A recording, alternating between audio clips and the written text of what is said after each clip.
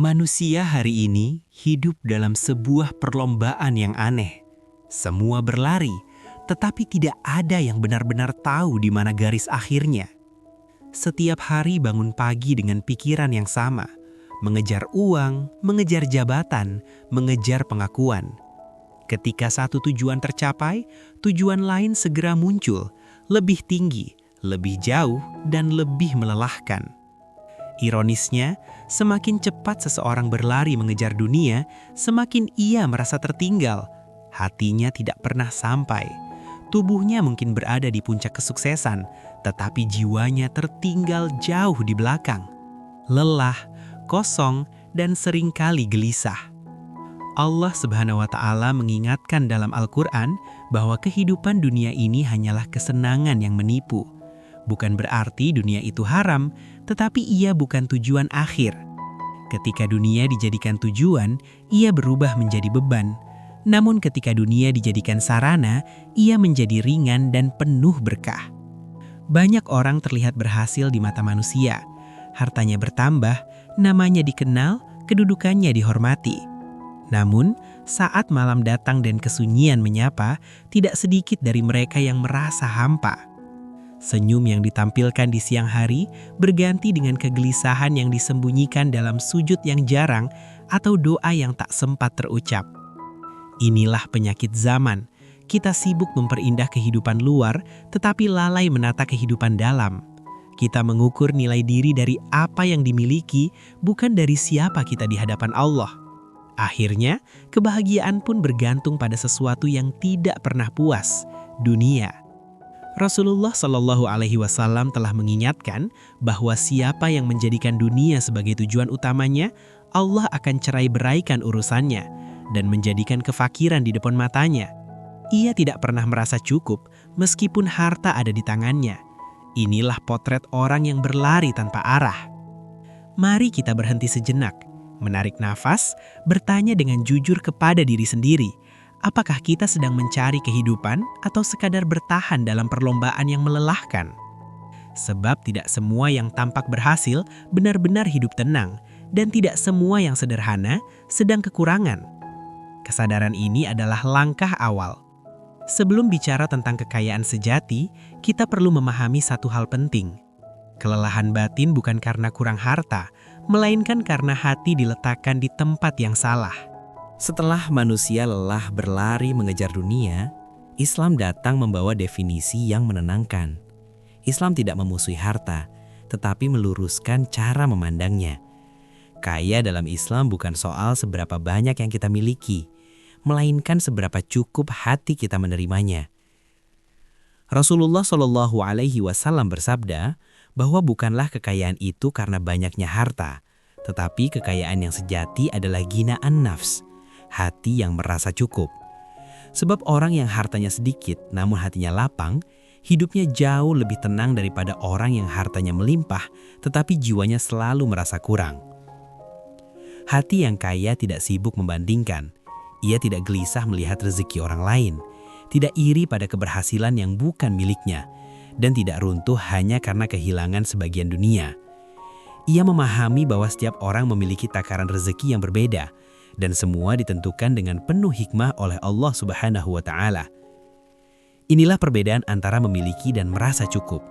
Banyak orang memiliki segalanya, tetapi merasa tidak punya apa-apa. Sebaliknya, ada yang hidup sederhana, namun tidurnya nyenyak dan doanya lapang. Islam mengajarkan bahwa ketenangan batin adalah tanda kekayaan yang tidak bisa dibeli dengan uang.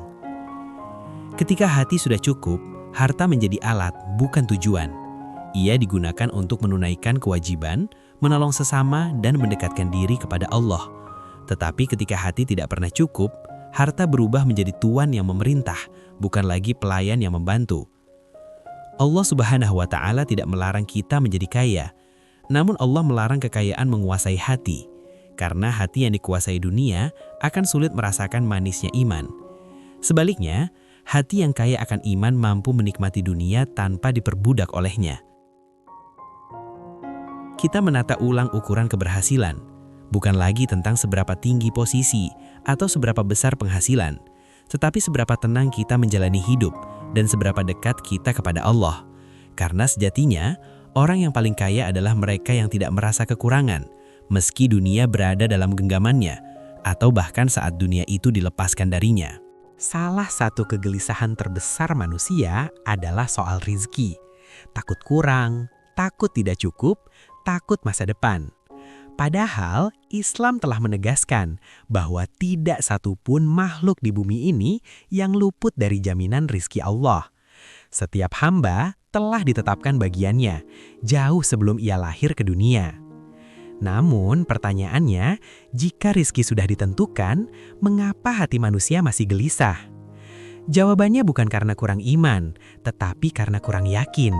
Kita percaya dengan lisan, tetapi hati masih bergantung pada sebab-sebab dunia, bukan pada sang pemberi rizki. Kecemasan muncul ketika kita mengira bahwa hasil hidup sepenuhnya berada di tangan kita. Ketika usaha terasa berat, persaingan ketat, dan masa depan tampak tidak pasti, hati pun goyah. Padahal Allah tidak pernah meminta kita menjamin hasil. Allah hanya memerintahkan untuk berusaha dengan cara yang halal dan menyerahkan hasilnya kepadanya. Islam mengajarkan keseimbangan yang indah, ikhtiar tanpa putus asa, dan tawakal tanpa bermalas-malasan. Orang beriman bekerja, bergerak, dan berusaha sebaik mungkin, tetapi hatinya tetap tenang karena yakin bahwa apapun yang ia tetapkan tidak akan tertukar dengan rizki orang lain. Takdir bukan alasan untuk diam, dan usaha bukan alasan untuk sombong. Ketika rizki datang, kita bersyukur. Ketika belum datang, kita bersabar. Karena yang tertunda bukan berarti tertolak, dan yang sedikit bukan berarti diabaikan oleh Allah. Banyak orang kehilangan ketenangan karena terlalu fokus pada masa depan yang belum terjadi. Padahal hari ini saja belum tentu kita kuasai sepenuhnya. Allah memberi rizki sesuai waktu yang paling tepat, bukan sesuai keinginan manusia yang sering tergesa-gesa. Kita memindahkan sandaran hidup dari angka, jabatan, dan manusia kepada Allah yang Maha Menentukan. Sebab ketika hati benar-benar yakin bahwa rizki tidak akan salah alamat, maka kecemasan akan berubah menjadi ketenangan, dan usaha akan berubah menjadi ibadah. Karena sejatinya, orang yang memahami takdir tidak berhenti berusaha, dan orang yang benar-benar berusaha tidak kehilangan rasa tawakal. Dalam perjalanan hidup dan ibadah, tidak sedikit orang yang rajin beramal, bekerja keras, bahkan berkorban besar, namun hasilnya tidak menghadirkan ketenangan. Bukan karena amalnya kecil, tetapi karena niatnya tidak lurus. Disinilah letak rahasia yang sering dilupakan. Nilai amal tidak diukur dari besarnya perbuatan, tetapi dari kemurnian niatnya. Banyak amal besar kehilangan nilainya bukan karena salah caranya, melainkan karena salah tujuannya. Ada yang berbuat baik agar dipuji, bekerja agar dihormati, dan beribadah agar terlihat soleh. Secara lahiriah tampak indah, tetapi secara batin kosong dari keikhlasan. Ikhlas sering disalahpahami sebagai pasrah tanpa usaha, padahal ikhlas bukan berhenti bergerak, melainkan memurnikan arah. Orang yang ikhlas tetap bekerja, tetap berjuang, tetap berambisi dalam kebaikan, tetapi hatinya tidak terikat pada penilaian manusia. Ia bergerak karena Allah, bukan karena tepuk tangan. Ketika niat bergeser dari Allah ke dunia, amal pun berubah menjadi beban. Kita mudah kecewa ketika tidak dihargai, mudah lelah ketika tidak dilihat, dan mudah marah ketika tidak dibalas. Semua itu tanda bahwa hati sedang bekerja untuk makhluk, bukan untuk Sang Pencipta. Sebaliknya, orang yang ikhlas memiliki kekuatan yang tenang. Ia tidak berhenti hanya karena tidak dipuji, tidak mundur hanya karena tidak dihargai. Baginya, cukup Allah yang tahu, cukup Allah yang menilai. Inilah kebebasan batin yang tidak bisa dibeli dengan harta. Ikhlas juga melatih kita menerima hasil dengan lapang. Ketika usaha berhasil, kita bersyukur tanpa sombong. Ketika belum berhasil, kita bersabar tanpa putus asa. Karena tujuan utamanya bukan hasil dunia, melainkan ridho Allah yang kekal. Kita menundukkan hati dan bertanya dengan jujur, untuk siapa semua ini kita lakukan? Sebab jika niat sudah lurus, amal sekecil apapun bernilai besar. Namun jika niat rusak, amal sebesar apapun bisa menjadi sia-sia. Karena sejatinya, ikhlas bukan tentang menghilangkan dunia dari tangan, tetapi mengeluarkan dunia dari hati. Dalam hidup, ada satu fase yang sering tidak disadari oleh banyak orang. Fase ketika seseorang berhenti memburu dunia dengan ambisi yang berlebihan, lalu justru merasakan ketenangan dan kecukupan yang belum pernah ia rasakan sebelumnya. Bukan karena usahanya berhenti, tetapi karena hatinya berhenti menggantungkan harapan pada dunia. Ada orang yang sepanjang hidupnya berlari tanpa henti. Semakin ia mengejar, semakin jauh dunia terasa. Namun ketika ia mulai melambat, menata niat, dan menyerahkan hasil kepada Allah, sesuatu yang ajaib terjadi. Kecukupan datang dari arah yang tak pernah ia perhitungkan. Inilah yang disebut keberkahan, bukan bertambahnya jumlah, tetapi cukupnya rasa. Gaji yang sama terasa lebih lapang, rezeki yang sederhana terasa menenangkan, dan hidup yang dulu penuh keluhan berubah menjadi penuh syukur. Banyak kisah orang-orang soleh yang hidupnya sederhana, tetapi kebutuhannya selalu tercukupi. Mereka tidak sibuk mengejar dunia, tetapi sibuk memperbaiki hubungan dengan Allah. Dan justru dari situlah Allah membukakan jalan rezeki yang tidak mereka duga. Ketika niat berubah, Allah pun mengubah cara memberi. Rezeki tidak selalu datang dalam bentuk uang. Ia hadir dalam kesehatan, ketenangan keluarga, kemudahan urusan, dan perlindungan dari masalah yang tidak terlihat. Semua itu adalah bentuk kekayaan yang sering luput dari perhitungan manusia. Di akhir hayat, seseorang sering menyadari bahwa mengejar dunia tanpa henti seringkali membuat kita lupa menikmati apa yang sudah ada.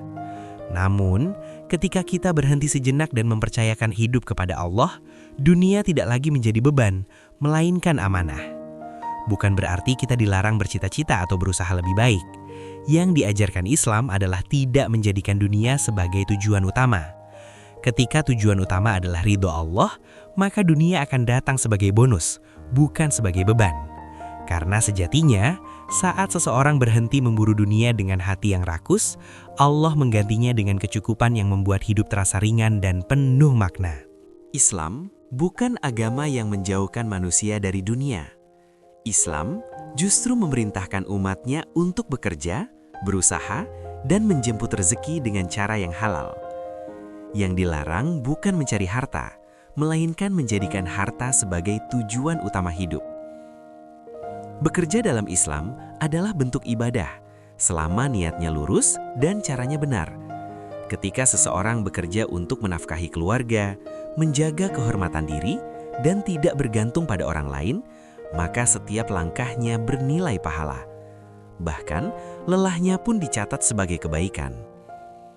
Masalah muncul ketika bekerja berubah menjadi perburuan, ketika halal dan haram mulai dikompromikan, waktu ibadah dikorbankan, dan keluarga diabaikan demi ambisi dunia. Saat itulah harta tidak lagi berada di tangan, tetapi naik ke hati dan mengambil alih kendali hidup.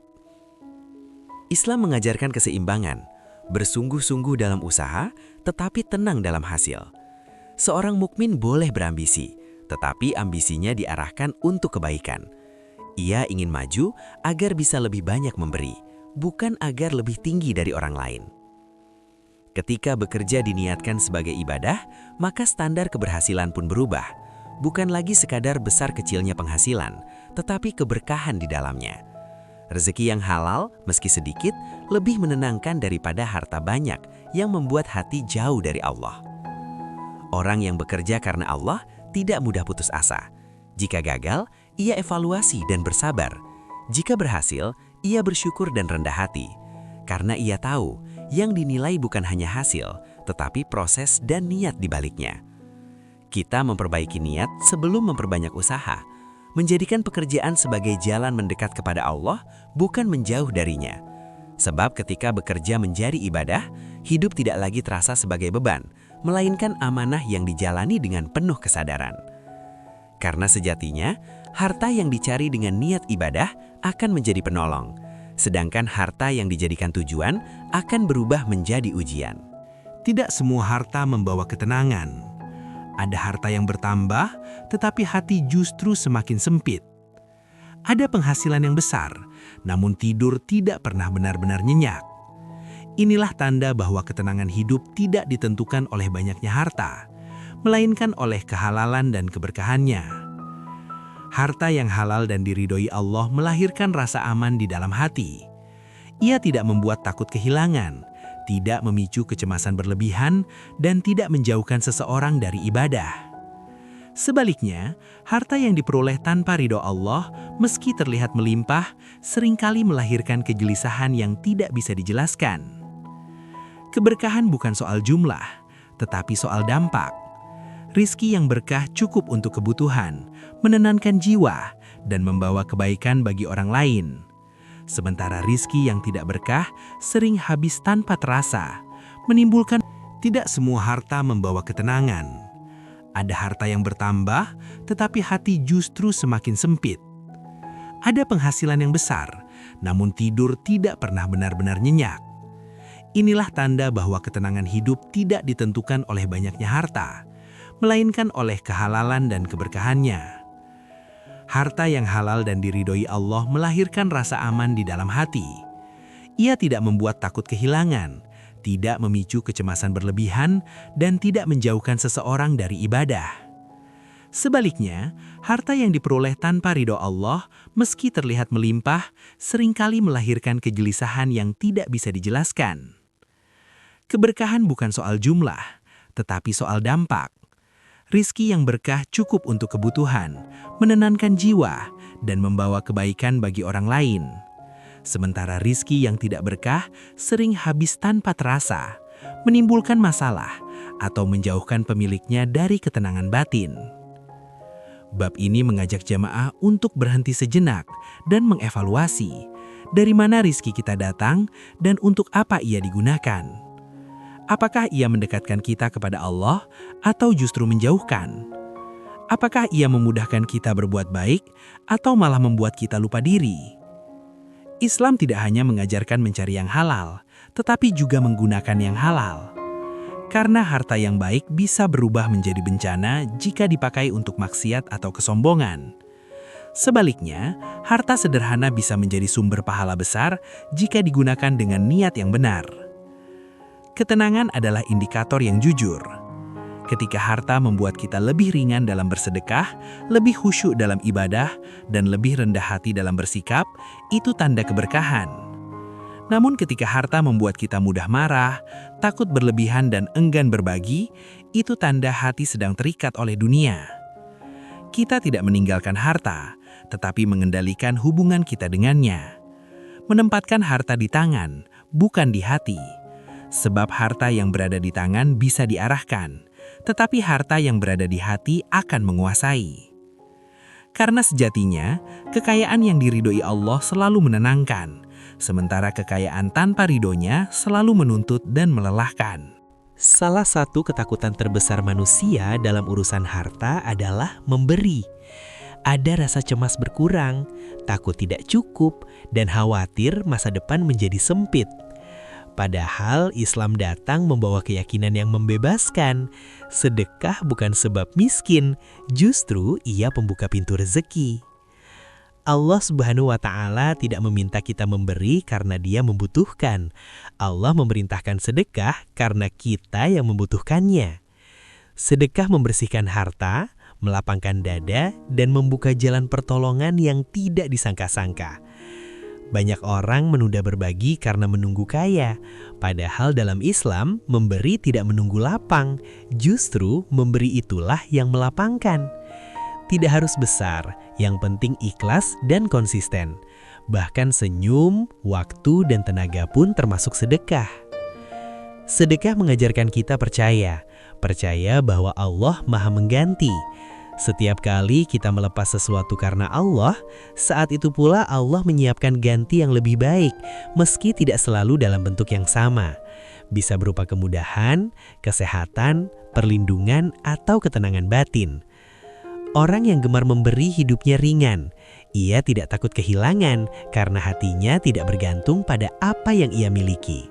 Sebaliknya, orang yang terlalu menggenggam harta sering hidup dalam kecemasan, takut berkurang, takut tersaingi, takut jatuh miskin. kita ubah pola pikir dari menumpuk menjadi mengalirkan, karena harta yang mengalir akan hidup, sementara harta yang ditahan dengan rakus justru membeku dan kehilangan berkahnya. Berbagi juga mengingatkan kita bahwa rezeki bukan hanya milik kita, ada hak orang lain di dalamnya.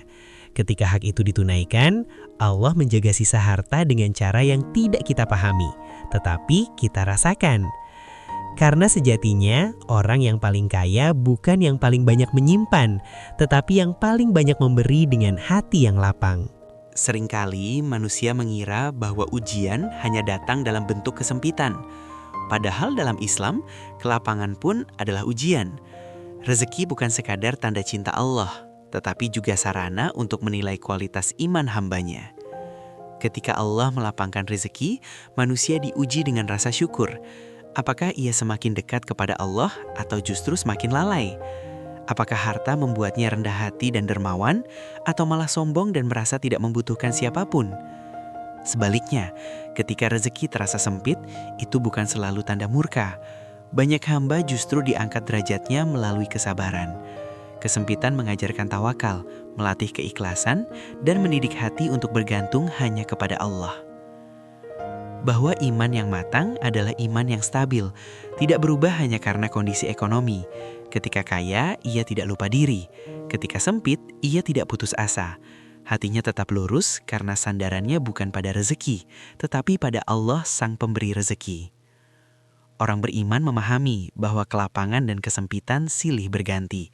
Hari ini diuji dengan kemudahan, esok diuji dengan kesabaran. Keduanya sama-sama membutuhkan iman, dan keduanya sama-sama bisa mendekatkan diri kepada Allah jika disikapi dengan benar. Syukur bukan hanya diucapkan saat menerima, tetapi diwujudkan dengan menggunakan rezeki di jalan yang diridhoi Allah. Sabar bukan hanya menahan keluh, tetapi tetap taat meski keadaan belum berubah. Kita berhenti mengukur nilai diri dari kondisi hidup, karena nilai seorang hamba bukan pada banyak atau sedikitnya rezeki, melainkan pada bagaimana ia bersikap dalam setiap keadaan. Karena sejatinya, orang yang lulus ujian rezeki, baik saat lapang maupun sempit, adalah mereka yang hatinya tetap bersama Allah dalam segala kondisi. Islam mengajarkan bahwa sebaik-baik manusia adalah yang paling bermanfaat bagi manusia lainnya. Ukuran kemuliaan di sisi Allah bukan pada seberapa besar penghasilan atau seberapa tinggi jabatan, tetapi pada seberapa besar manfaat yang kita hadirkan dalam kehidupan orang lain. Ketika hidup hanya difokuskan pada angka penghasilan, jumlah aset atau pencapaian dunia, hati mudah lelah dan cepat kecewa. Angka selalu menuntut lebih, tidak pernah merasa cukup. Namun, ketika hidup difokuskan pada manfaat, jiwa menemukan arah dan ketenangan.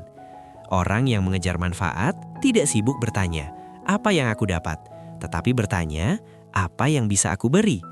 Ia bekerja bukan hanya untuk dirinya sendiri, tetapi untuk menghadirkan kebaikan bagi keluarga, lingkungan, dan umat.